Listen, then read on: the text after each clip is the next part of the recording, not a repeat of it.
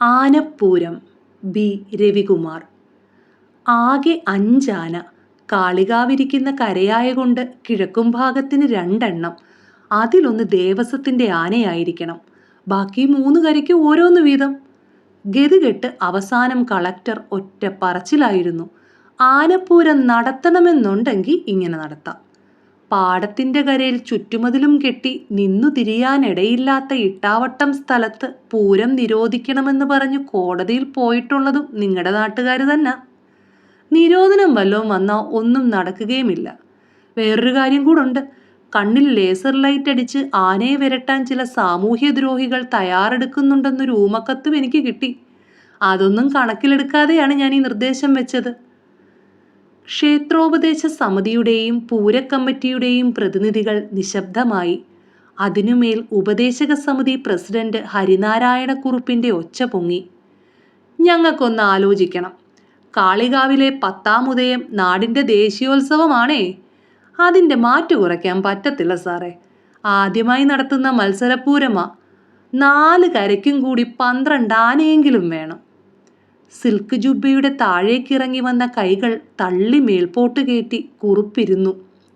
Collector ഗൗരവം വിടാതെ പ്രതിനിധികളെ നോക്കി. പൂരക്കമ്മിറ്റിയിലെ ചെറുമട്ടങ്ങൾ തലകൾ കൂട്ടിമുട്ടിച്ച് അല്പനേരം കുശുകുശുത്തു. പിന്നെ എന്തൊക്കെയോ പൊറുപൊറുത്തു. ഒടുവിൽ അവരുടെ തീരുമാനവുമായി സത്യപാലൻ എഴുന്നേറ്റു. സമ്മതിച്ചു സാറേ, ഇത്തവണ 5 ആന മതി. ഹരിനാരായണക്കുറുപ്പ് പിന്നെയും ജുബ്ബായുടെ കൈ മുകളിലേക്ക് തള്ളി വെച്ചുകൊണ്ട് എഴുന്നേറ്റു. അങ്ങനെയെങ്കിൽ അങ്ങനെ ആയിക്കോട്ട്. പക്ഷേ ദേവസ്വത്തിൻ്റെ ആ ഒട്ടകമ്പാലം വേണ്ട. ആ ഞൊണ്ടനാന പൂരത്തിൻ്റെ സകല ശോഭയും ഇല്ലാതാക്കും. മറുപടിയോ ചർച്ചയോ ഇല്ലാതെ കളക്ടറുടെ ചേംബർ ആളൊഴിഞ്ഞു. ആനപ്പൂരം നടക്കുമെന്നുള്ള വാർത്ത പരന്നതോടെ കരതിരിഞ്ഞ് ആൽത്തറയിലും കളിത്തട്ടിലും ആനപ്രേമികൾ സംഘം ചേർന്നു. ജില്ല വിട്ടുവരുന്ന ആനകൾക്ക് വേണ്ട വനം വകുപ്പിൻ്റെയും ആരോഗ്യവകുപ്പിൻ്റെയും അനുവാദം മേടിക്കലും കടലാസ് പണികളും ഉത്സവ കമ്മിറ്റി ഏറ്റു. പക്ഷേ ആനകൾ ഏതൊക്കെയെന്ന് ഉടൻ പറയണം. ആർപ്പേ ഇറോ ഇറോ ഇറോ. ആൽത്തറമേലിരുന്ന പടിഞ്ഞാറ്റും ഭാഗത്തെ പൂരക്കമ്മിറ്റി എഴുന്നേറ്റു. മാന്തോട്ടത്തിലെ ദിനേശനായിരുന്നു അവരുടെ കൺവീനർ. ദിനേശൻ അല്പം മുന്നോട്ട് വന്ന് ഞെളിഞ്ഞു നിന്നു. പറച്ചിലിൽ ലേശം ബാസിട്ടു. ഗജരാജപ്പട്ടം നേടി കാളികാവിലമ്മയുടെ തിടമ്പേറ്റാൻ പടിഞ്ഞാറ്റും ഭാഗം അഭിമാനത്തോടെ ഗോദായിലിറക്കുന്നു പാമ്പാടി രാജൻ. ഉയർന്ന കയ്യടിക്കിടയിൽ കാരൂരെ സോമൻ ചോദിച്ചത് ആരും കേട്ടില്ല. ഇതെന്നാ ഗുസ്തിയാണോ ഗോദായിലിറക്കാൻ? തെക്കും ഭാഗത്തിൻ്റെ ഊഴമായിരുന്നു പിന്നീട്. അവർ സംഘമായി നടയിൽ തൊഴുതു നിന്ന് വല്യടന്തയിൽ ഒരു കീറങ്ങ് കീറി. മഹത്വമേറും കാളികാവിൽ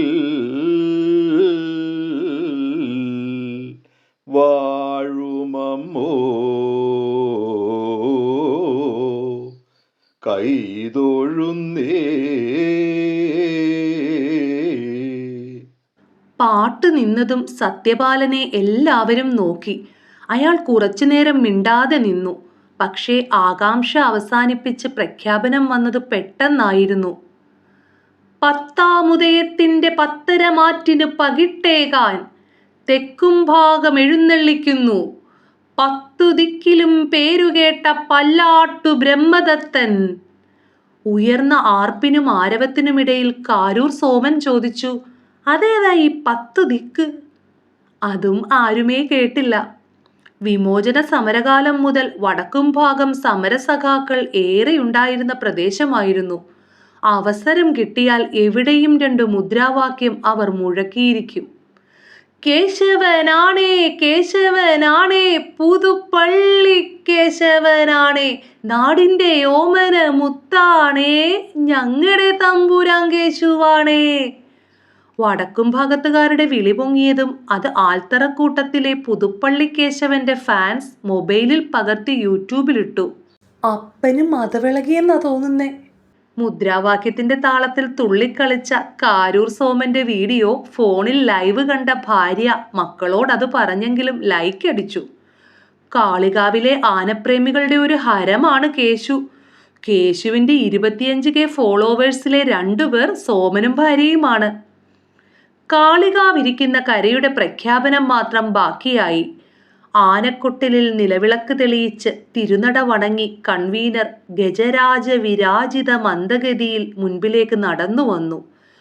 തലക്കനവും നെഞ്ചുവിരിവും ഞെളിച്ചിലും കസവു പൊതയും കണ്ടാൽ അയാളായിരുന്നു മംഗലാംകുന്ന് കർണനെന്ന് തോന്നും.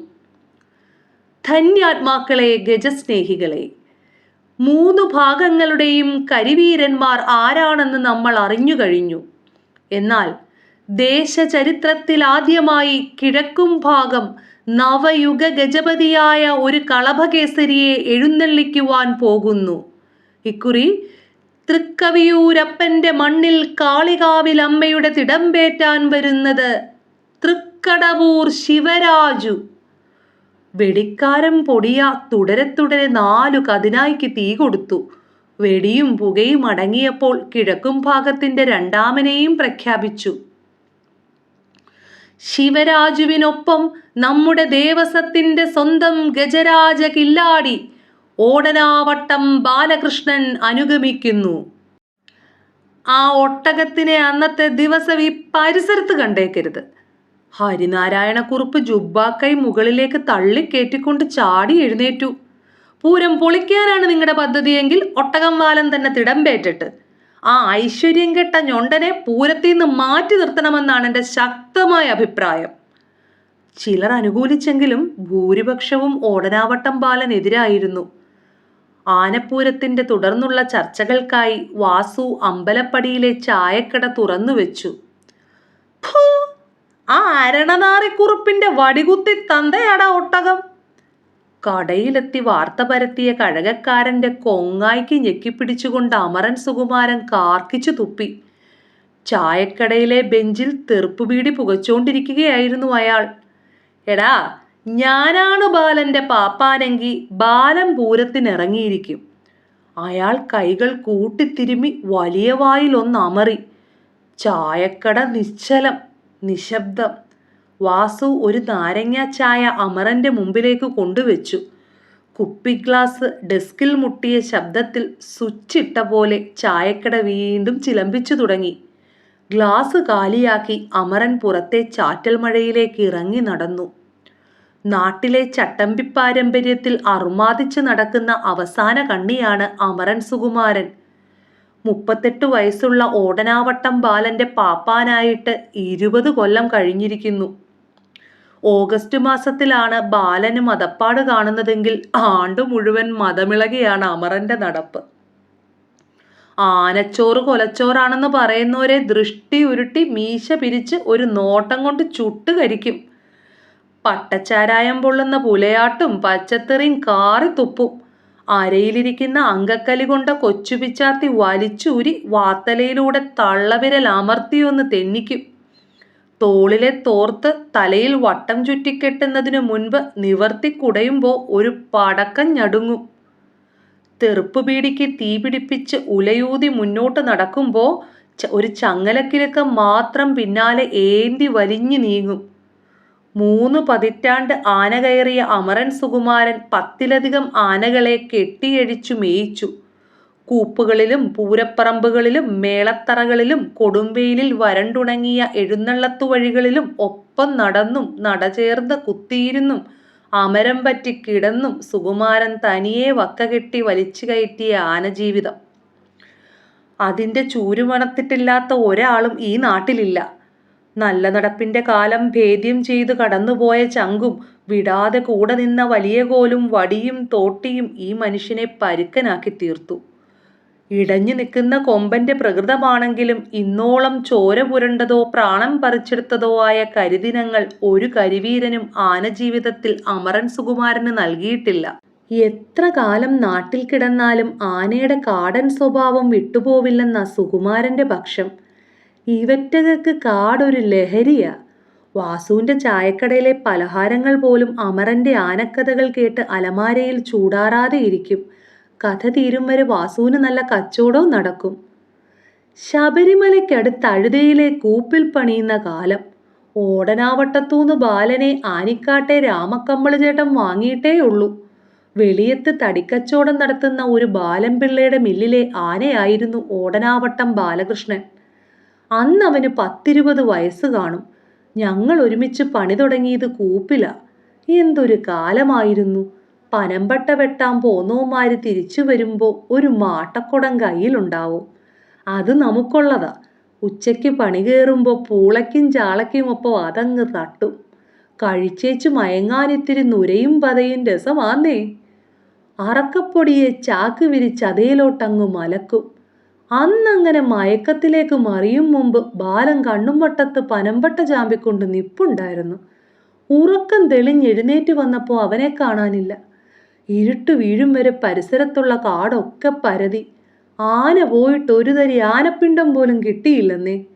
അവൻ പേരൂത്തോടും കോരൂത്തോടും ഒക്കെ കടന്ന് കരിമലയ്ക്ക് വണ്ടി വിട്ടു.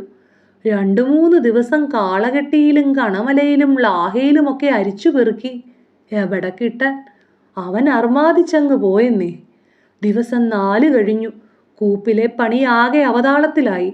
ആനയില്ലാതെ നാട്ടിലേക്ക് തിരിച്ചിറങ്ങാൻ സുകുമാരന് പറ്റത്തുമില്ല. മക്കളില്ലാത്ത ആനിക്കാട്ടെ രാമക്കമ്മള് ചേട്ടൻ സ്വന്തം മോനായി കണ്ട ബാലനെ വാങ്ങിയത്. കൂടപ്പിറപ്പിനെ പോലെ കൊണ്ടു നടന്നോണമെന്ന് പറഞ്ഞ സുകുമാരന്റെ കയ്യിൽ ഏൽപ്പിച്ചത്. ആന കാട് കയറിയതോടെ ശിഷ്ടകാലം കൊടുങ്കാറ്റിൽ കിടന്ന് മലമ്പനി പിടിച്ച് ചാകുമെന്ന് സുകുമാരന്റെ കാര്യത്തിൽ ഏതാണ്ട് തീരുമാനമായി. ഉറക്കമില്ലാത്ത ആറാപ്പക്കം രാത്രി. പാതിരാ കഴിഞ്ഞു. നിലാവട്ടം വീണു തുടങ്ങിയ കൂപ്പിലെ ഷെഡിലേക്ക് കട്ടകട്ടയായി കോടമഞ്ഞ് കയറി വന്നപ്പോൾ സുകുമാരൻ ഒരു ബീഡി കത്തിച്ചു. ബീഡിക്കനലിന്റെ ചൂടുള്ളിലേക്ക് എടുക്കും തോറും പരിചിതമായൊരു ആനച്ചൂര് പടരുന്നതായി അയാൾക്ക് തോന്നി. കാരക്കോലും തോട്ടിയും തപ്പിയെടുത്ത് സുകുമാരൻ കോടമഞ്ഞിനുള്ളിലേക്ക് ചാടി. മഞ്ഞിനുള്ളിൽ അവ്യക്തമായി പടർന്നു നിൽക്കുന്ന കറുപ്പ്. അത് സുകുമാരന് നേരെ ഒഴുകി വന്നു മൂടി. മഞ്ഞിറങ്ങി നേരം പുലർന്നപ്പോഴേക്കും എരുമേലി മണിമല കറുകച്ചാല് വഴി സുകുമാരൻ ആനിക്കാട്ടെത്തി ആനയെ കെട്ടി. തോട്ടിയും കോലും കൈമള് ചേട്ടനെ ഏൽപ്പിച്ചു മടങ്ങി. മനുഷ്യച്ചോര മണത്ത കടുവായുടെ കാട് കയറിയ ആനയ്ക്ക് പിന്നെ അത് അടങ്ങി നിൽക്കില്ലെന്ന് സുകുമാരൻ അറിയാം. 3-ാം പക്കം കൈമള് ചേട്ടന്റെ ജീപ്പ് കാളികാവിലെത്തി. പോഞ്ചാൻ അടിച്ചുകൊണ്ട് ആൽത്തറയിൽ കുത്തിയിരിക്കുകയായിരുന്നു സുകുമാരൻ. കൂടുതലൊന്നും ചോദിച്ചുമില്ല, പറഞ്ഞുമില്ല. വന്ന പാടെ ആളെ പൊക്കിയെടുത്ത് ജീപ്പിലിട്ട് കൈമള് ചേട്ടൻ മടങ്ങി. 3 ദിവസമായി ഒരേ നിൽപ്പായിരുന്നു ബാലൻ. സുകുമാരൻ ചെന്ന് തുമ്പിയിൽ തൊട്ട് തലോടി അവന്റെ ഉണ്ണാവ്രതം അവസാനിപ്പിച്ചു. തോട്ടിയും കോലുമായി കൈമള് ചേട്ടൻ അരികിലെത്തി. ഒന്നുകിൽ നീ ഇതിനെ നോക്കണം, അല്ലെങ്കിൽ കാളികാവിക്കൊണ്ട് ഞാൻ നടയിരുത്തും. ദേവസംകാര് നോക്കട്ടെ. സുകുമാരൻ ആനയെ അഴിച്ച് ചെങ്ങരൂച്ചാലിലേക്ക് പോയി. കുളി കഴിഞ്ഞു വന്നപ്പോഴേക്കും ആനയ്ക്ക് മാത്രമല്ല ഊട്ടുണ്ടായിരുന്നത്. മിലിട്ടറിക്കാരനായിരുന്ന കൈമള് ചേട്ടന്റെ കോട്ടായിലൊരു ത്രിഗുണനും പോത്തൊലത്തിയതും അരക്കുപ്പി ദശമൂലാരിഷ്ടവും ചായ്പിലെ പത്തായപ്പുറത്ത് സുകുമാരനെ കാത്തിരിപ്പുണ്ടായിരുന്നു. അയാൾ പിന്നെ കാളികാവിന്ന് മടങ്ങിയില്ല. നീരുകാലവും സുഖചികിത്സയും ഒക്കെയായി 4-5 മാസം ആനിക്കാട്ടെ കുട്ടിവനത്തിൽ അവരങ്ങനെ മതിച്ച് നടന്നു.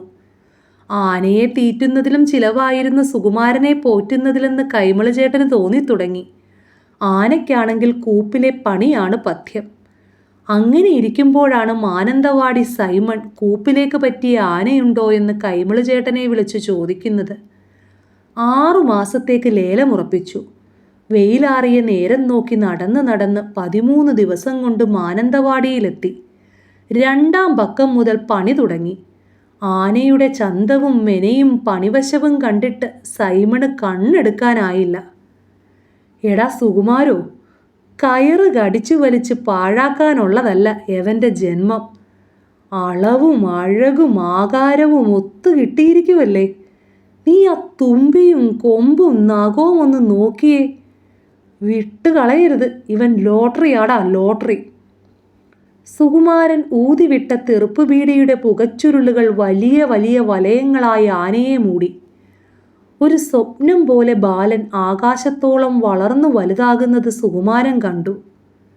എടാ, തെക്കൻ നാട്ടിലും ആനക്കമ്പവും പൂരവും പരന്നു തുടങ്ങിയിട്ടുണ്ട്. ക്ലച്ച് പിടിക്കാൻ ഒത്തിരി കാലമൊന്നും വേണ്ട. നല്ലോണം ഒന്ന് പരിപാലിച്ച രാമരാജാവിനൊപ്പം ഇവൻ കേറിയങ്ങ് വളരും, ഉറപ്പാ. സൈമൺ ബാലനെ തന്നെ നോക്കിയിരുന്നു. ഇനി അതൊക്കെ പാടാ സൈമച്ച. ആളനക്കവും വെടിയും കൂട്ടാനേയും കണ്ട് വരണ്ടെങ്കിൽ പൊല്ലാപ്പാവും. സൈമച്ചൻ വേറെ പണി നോക്ക്. സുകുമാരൻ അടുത്ത ബീഡിക്കുള്ള ഇല കൈവെള്ളയിലിട്ട് ഞെരടി. 2 നാൾ കഴിഞ്ഞപ്പോൾ പഴയ പോലെ ബാലനെ കാണാതായി.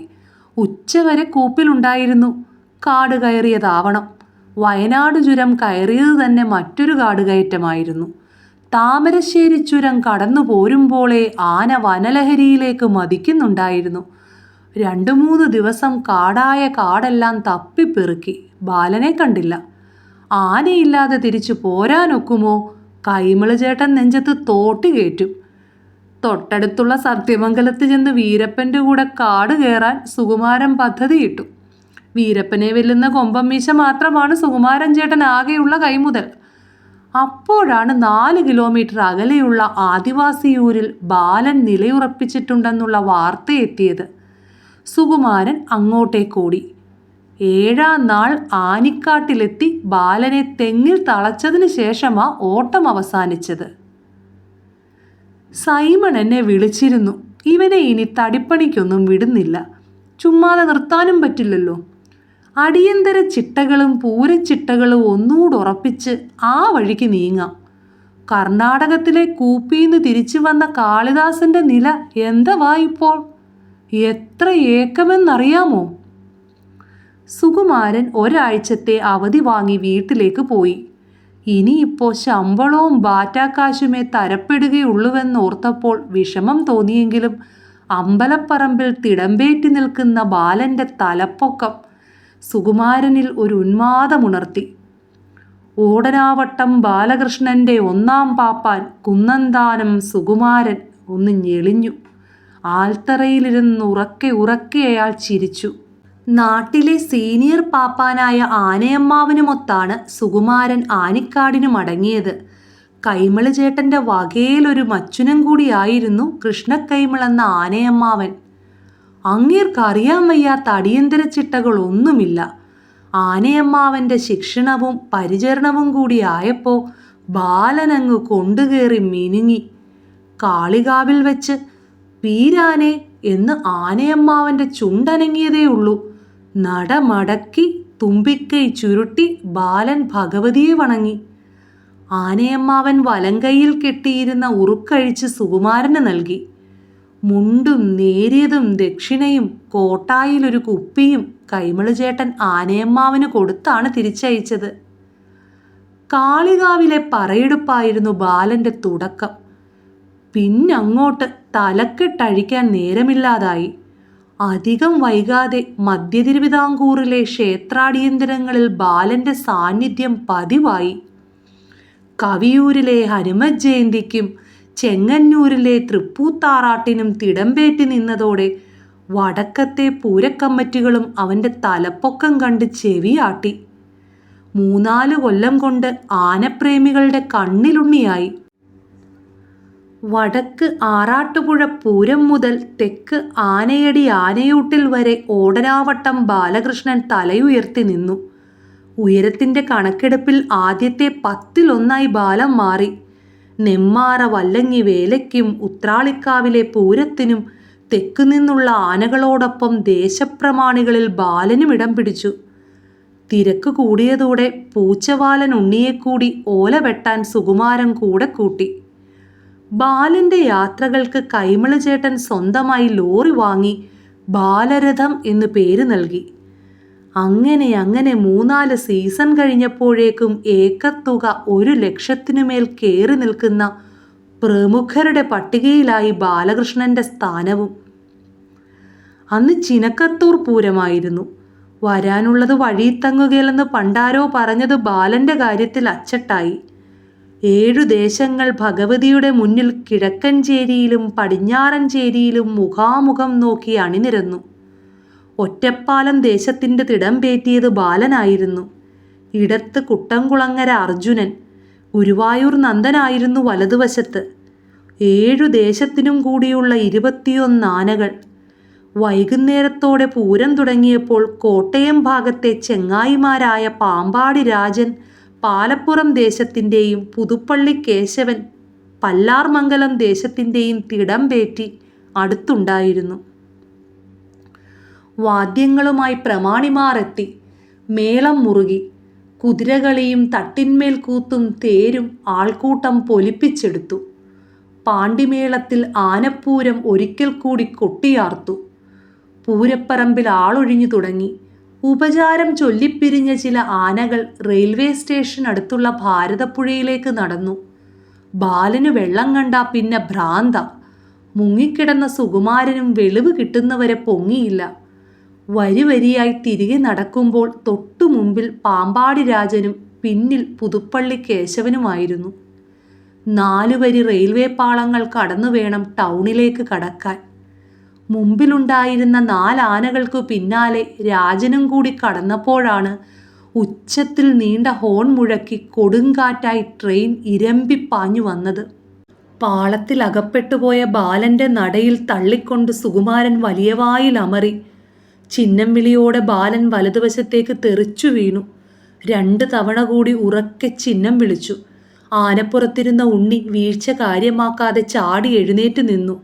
ഞൊടിയിടയിൽ സുകുമാരൻ ഉരുണ്ടുമാറിയതുകൊണ്ട് രക്ഷപ്പെട്ടു. പിന്നാലെ ഉണ്ടായിരുന്ന കേശവൻ നിർത്താതെ ചിഹ്നം വിളിച്ചുകൊണ്ടിരുന്നു. ആനകളെയെല്ലാം പാളം കടത്തി നിർത്തി പാപ്പാന്മാർ ബാലന്റെ വട്ടം കൂടി. വലതുവശം ചരിഞ്ഞാണവൻ വീണത്. പാപ്പാന്മാർ അവനെ എഴുന്നേൽപ്പിക്കാൻ ശ്രമിച്ചെങ്കിലും പറ്റിയില്ല. ഇടത്തെ അമരത്തിനാണ് ട്രെയിനിൻ്റെ മുന്നിലെ കാറ്റിൽ ഗാർഡ് തട്ടിയത്. എൻ്റെ ചെനക്കത്തൂരമ്മ ചതിക്കല്ലേ. നെഞ്ചത്തടിച്ച് പദം പറഞ്ഞ് കരയാനേ സുകുമാരന് കഴിഞ്ഞുള്ളൂ. അയാളുടെ കാതിൽ തീവണ്ടിയുടെ ഹോൺ നിലച്ചതേയില്ല. തലയ്ക്കകത്ത് വണ്ടുമൂളി ഉടലാകെ പെരുത്തു. കനം വെച്ചു പൊട്ടാതെ അയാൾക്കു പേ പിടിച്ചു. പിറ്റേന്ന് വൈകുന്നേരത്തോടെ ആന വീണ റെയിൽവേ പുറമ്പോക്കിൽ തേക്കിൻകഴ കൊണ്ടുവന്ന് കൊടുന്തൊഴുവം കെട്ടി. ബാലനെ പൊക്കി അമരത്തിനടിത്താങ്ങിട്ട് നിലയിൽ നിർത്താൻ 2 ക്രെയിൻ വേണ്ടി വന്നു. തൊഴുവത്തിനു മുകളിൽ പനയോല വിരിച്ച് പന്തലിട്ടു. സ്പെഷ്യലിസ്റ്റ് ഡോക്ടർമാരെ കൈമളചേട്ടൻ വിളിച്ചു വരുത്തി. കോട്ടയത്ത് നിന്ന് ആനഭ്രാന്തനും ജില്ലാ മെഡിക്കൽ ഓഫീസറുമായിരുന്ന ഉണ്ണികൃഷ്ണൻ ഡോക്ടർ ഒറ്റപ്പാലത്തെത്തി ദിവസങ്ങളോളം ബാലന് കൂട്ടിരുന്നു. മരണവീടിൻ്റെ നിശ്ചലതയിലേക്ക് വീണ ആനിക്കാട്ടെ അടുക്കളയിൽ അടുപ്പ് പുകഞ്ഞത് 6-ാം നാൾ അവൻ തീറ്റയെടുത്തു തുടങ്ങിയതിൽ പിന്നാണ്. കുടുംബ സുഹൃത്തായ ഹസ്ത്യായുർവേദ വൈദ്യൻ കുളത്തൂർ ദാമോദരൻ നായർ അപകട വിവരമറിഞ്ഞ് ഒറ്റപ്പാലത്തെത്തി. ട്രെയിൻ തട്ടിയ ഇടത്തെ അമരത്തിൽ 2 കൈത്തലവും ചേർത്ത് തടവി. വൈദ്യരുടെ കണ്ണ് നിറഞ്ഞതല്ലാതെ മറ്റു പ്രതികരണങ്ങളുണ്ടായില്ല. കൈമളചേട്ടനുമൊത്ത് ചായ കുടിക്കുമ്പോൾ വൈദ്യർ പറഞ്ഞു, ഇനി അവൻ നടക്കുന്ന കാര്യം സംശയമാ കൈമളെ. ഇടത്തെ അമരം മടങ്ങുകയില്ല. കെട്ടി നിർത്തുന്ന കാലത്ത് ഇരണ്ടം വിലങ്ങാതിരിക്കാൻ മരുന്ന് കുറിച്ചിട്ട് വൈദ്യര് മടങ്ങി. ഒപ്പം കൈമളചേട്ടൻ ആനിക്കാട്ടേക്കും പോന്നു. കാളികാവിൽ ചുറ്റുവിളക്ക് തെളിഞ്ഞു. ഭഗവതി നടയിൽ നിന്ന കൈമളചേട്ടൻ്റെ നെഞ്ചുരുകി. എൻ്റെ ബാലൻ നടന്നാൽ അവൻ്റെ ശിഷ്ട ജീവിതം ഇവിടെയാ. അമ്മയ്ക്ക് തരിക അവനെ. രക്ഷിക്കണേ എൻ്റെ ഭഗവതി. ആനിക്കാട്ട് കൈമളുടെ പ്രാർത്ഥന ഒരു ദേശമേറ്റെടുത്തു. 3 മാസം കഴിഞ്ഞ് ഒരു രാവിലെ അവൻ ഇടത്തെ അമരം കുത്തി നിൽക്കുന്നത് സുകുമാരനാണ് ആദ്യം കണ്ടത്. പിറ്റേന്ന് ഉണ്ണികൃഷ്ണൻ ഡോക്ടറും കൈമളചേട്ടനും ഒറ്റപ്പാലത്തെത്തി. അടിത്താങ്ങഴിച്ചു മാറ്റിയപ്പോൾ കേട്ട ചിഹ്നം വിളിയിൽ വേദനയേക്കാൾ അതിജീവനത്തിൻ്റെ കരുത്തു മുഴങ്ങി. സുകുമാരൻ കൊമ്പിൽ പിടിച്ചവനെ മുന്നോട്ട് നടത്തി. ഒരു ചുവട് വെച്ചതും ചിഹ്നം വിളിച്ചുകൊണ്ട് ആന നിന്നു. അവൻ്റെ പിന്നിലെ ഇടങ്കാൽ മടങ്ങാതെ നിലത്ത് വലിയുകയാണ്. അടുത്ത ചുവടിൽ മടങ്ങാത്ത അമരം നിലത്തുറപ്പിച്ചവൻ മുന്നോട്ട് നീങ്ങി. ആനയുടെ നടു ഉയർന്നു പൊങ്ങിത്താണു. പതിയെ പതിയെ ബാലൻ ഭാരതപ്പുഴയിലേക്ക് നടന്നു. ഇടവിട്ട ചുവടുകളിൽ നടു ഉയരുകയും താഴുകയും ചെയ്തുകൊണ്ടിരുന്നു. അവൻ്റെ ഏന്തി വലിഞ്ഞുള്ള നടപ്പ് കണ്ട സുകുമാരൻ ചങ്കു പൊട്ടിക്കരഞ്ഞു. തൊലച്ചു കളഞ്ഞല്ലോ ഭഗവതി. ഓടനാവട്ടം ബാലകൃഷ്ണൻ ഒട്ടകം ബാലനായത് വളരെ പെട്ടെന്നായിരുന്നു. സംരക്ഷണ ചിലവിനായി വലിയൊരു തുക ദേവസ്വത്തിന് കൊടുത്തിട്ടാണ് ബാലനെ കാളികാവിൽ നടയിരുത്തിയത്. ഒപ്പം സുകുമാരനെയും. ഊട്ടുപുരക്കരികിലെ പാലമരത്തണലിൽ പഞ്ചപാവമായ ബാലനെ തളച്ചു. തീറ്റ വലിക്കാനും കുളിക്കാനും പുറത്തിറങ്ങുന്ന നേരമൊഴികെ ആന പാലത്തണലിലുണ്ടാവും. മലയാള മാസം 1-ാം തീയതികളിൽ കൈമളുചേട്ടൻ തൊഴാൻ വരുമ്പോൾ പഴക്കുലയും ശർക്കരയും ജീപ്പിലുണ്ടാവും. കൊമ്പിലും തുമ്പിയിലും തടവി അവൻ്റെ കണ്ണിലേക്ക് നോക്കി നിന്ന് കരയും.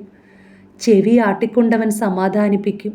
ഉത്സവകാലത്ത് സേവപ്പന്തലിൽ അവനെയും വെറുതെ കെട്ടിയൊരുക്കി നിർത്തും. വികലാംഗൻ തിടമ്പേറ്റിയാൽ ഐശ്വര്യക്കേടാണ് പോലും. 5-6 കൊല്ലം കൊണ്ട് പൊങ്ങിയും താണും നടന്ന് നടന്ന് അവൻ നാട്ടുകാർക്കെല്ലാം ഒട്ടകം ബാലനായി. പൂരമടുത്തു. ആനയേക്കാൾ ഉയരത്തിൽ പൂരക്കമ്മിറ്റിയുടെ ഫ്ലെക്സ് ബോർഡുകൾ എല്ലാ കരകളിലും ഉയർന്നു. സാമദ്രോഹികളായ കുൽസിതന്മാർ കളക്ടർക്കും SP-ക്കും ദേവസ്വം ബോർഡിനും ഊമക്കത്തുകൾ അയച്ച് രസിച്ചുകൊണ്ടുമിരുന്നു.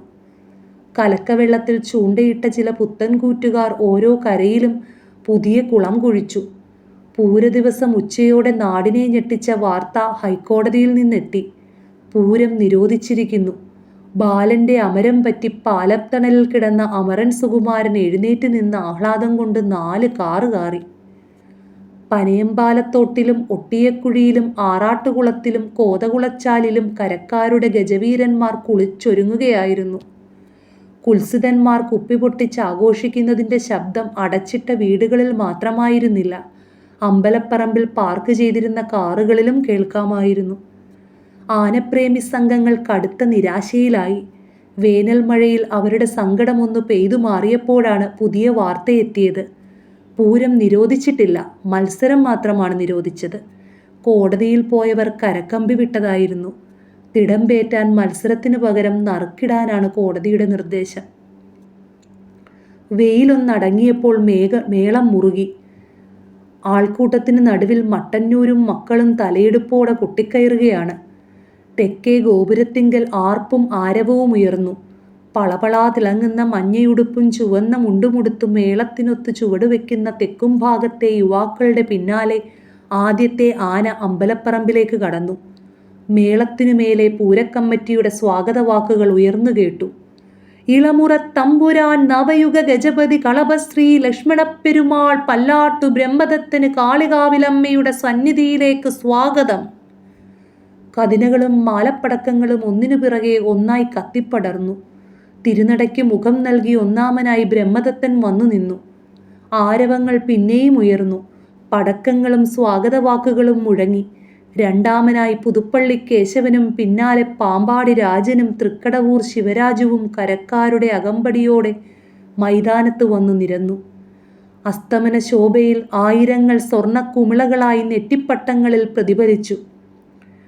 പച്ചമുണ്ടും തിളങ്ങുന്ന വയലറ്റ് കുർത്തയുമായിരുന്നു കേശവപ്രേമികളുടെ നിറം.